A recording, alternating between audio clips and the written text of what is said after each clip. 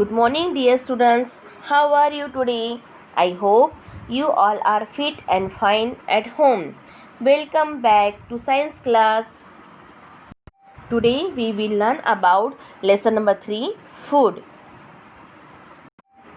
In these lessons we will learn roughage, water, contamination of food, storage of food. Before explaining, I am asking you some questions. My first question is, where are vitamins found? My first question is, where are vitamins found?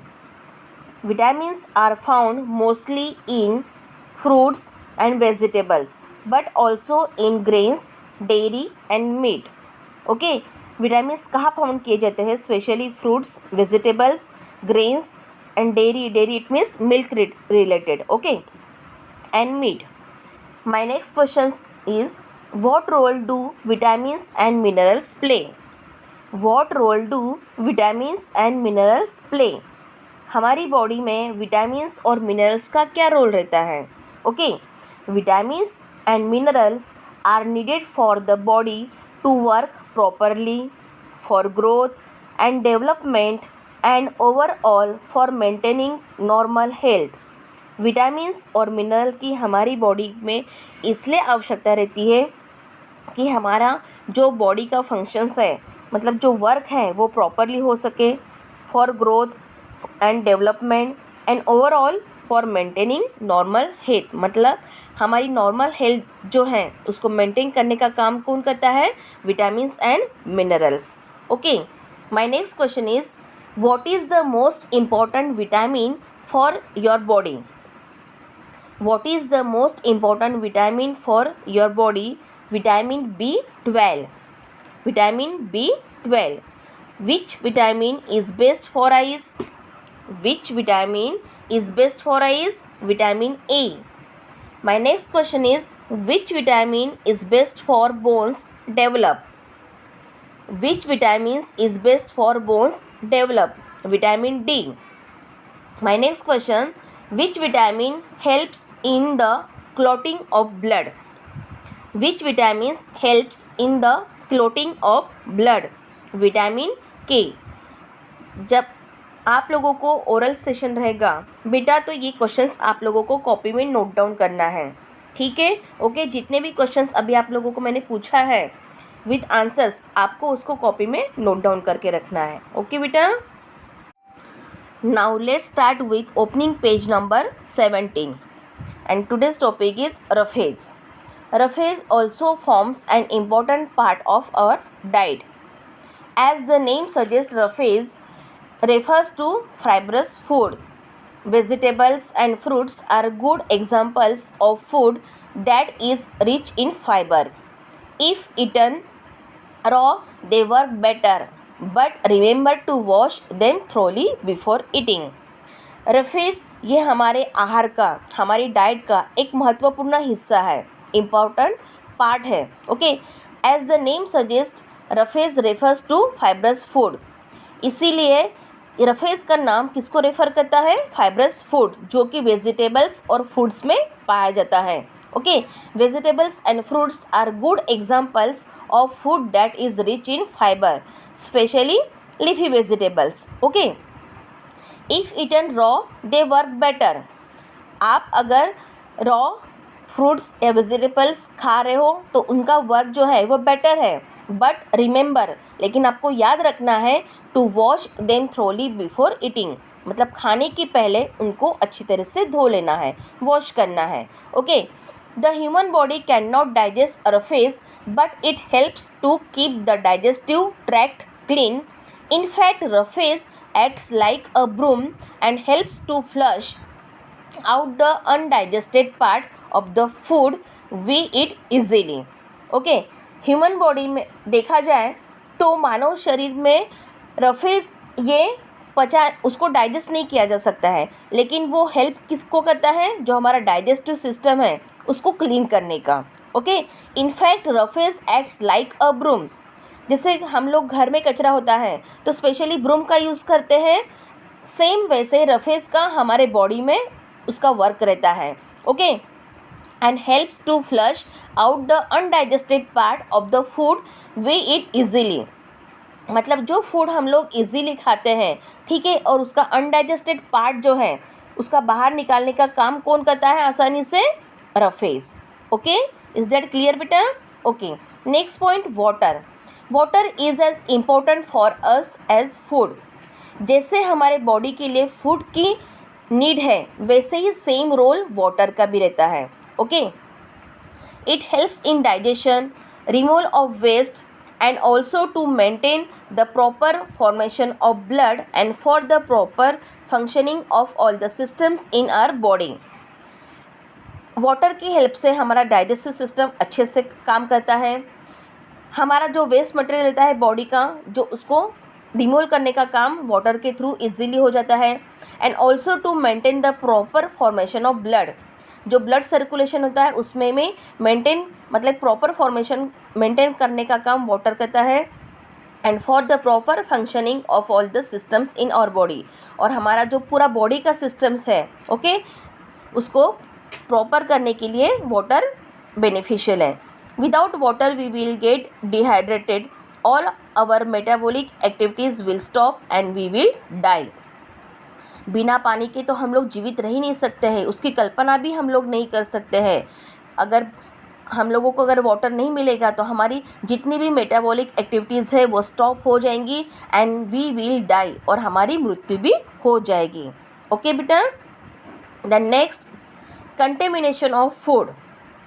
It means food का दूषित होना, spoiled होना, है ना. Okay, अनाज सड़ जाता है ना, खाना जो हम लोग बनाते हैं उसकी सड़ने की कुचने की जो क्रिया रहती है, मतलब दूषित होने की क्रिया जो रहती है, उसे कंटेमिनेशन ऑफ फूड कहा जाता है. Okay, food easily gets spoiled specially at temperatures between 30 degree to 40 degree Celsius.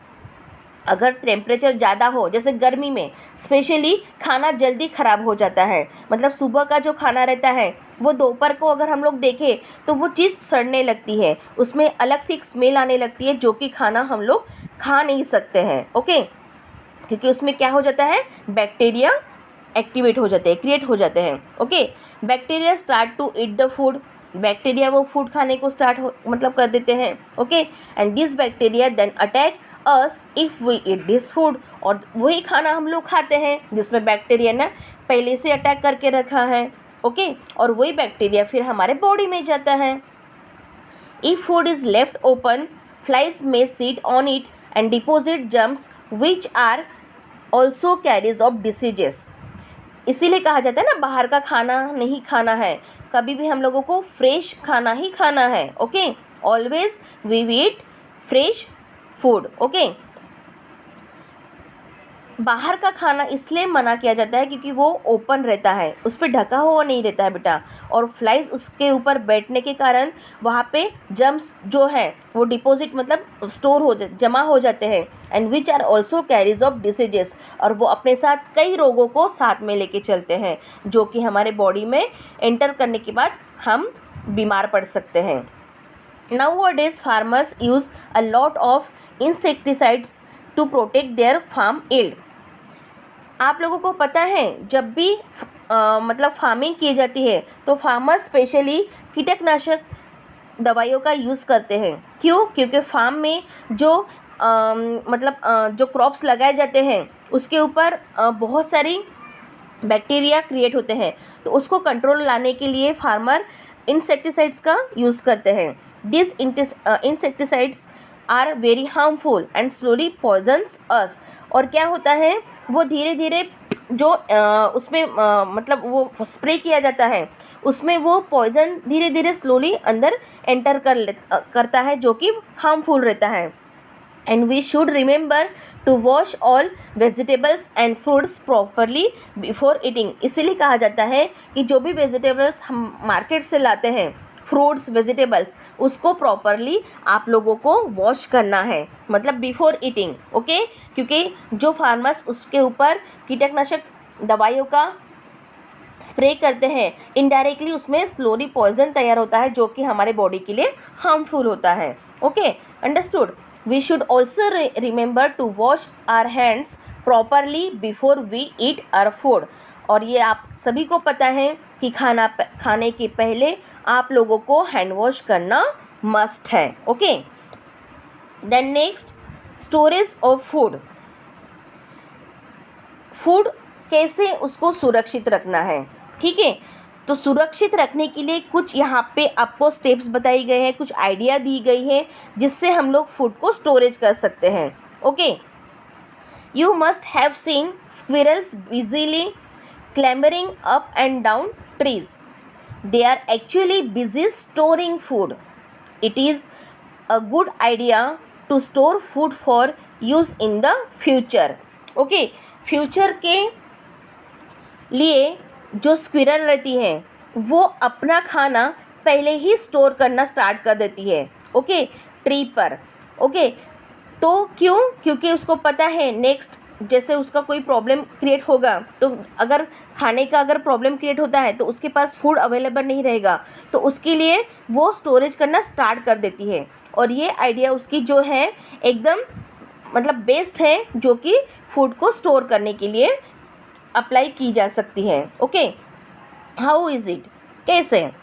First, cold storage. Food items like milk, fruits and vegetables, meat, cheese and eggs can stay fresh for longer time if we store them in refrigerators. Bacteria which spoil food cannot grow in cold temperature. Specially सभी के घर में refrigerator रहता है, freeze है ना. Okay, food items जैसे milk है, फ्रूट्स है, वेजिटेबल्स है, मीट है, चीज़ है, एग्स है, ये हम लोग फ्रेश जो रहता है मतलब काफ़ी समय तक फ्रेश रहना चाहिए, इसलिए हम लोग किसका यूज़ करते हैं? रेफ्रिजरेटर का, जो कि कम मतलब टेम्परेचर कोल्ड होने के कारण वहाँ पे बैक्टीरिया की ग्रोथ नहीं होती है. Okay, bacteria which spoil food can not grow in cold temperature. Next है canning. Okay, food can be preserved for a longer time if kept in air tight cans. The bacteria which spoil food cannot grow without oxygen.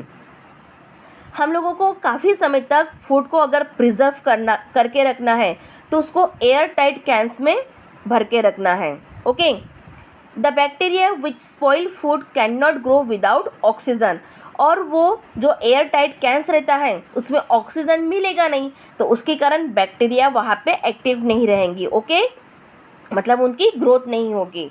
Okay, do you understand everyone? So here is your classwork and homework is reading. Okay beta, bye beta, take care, stay home, stay safe.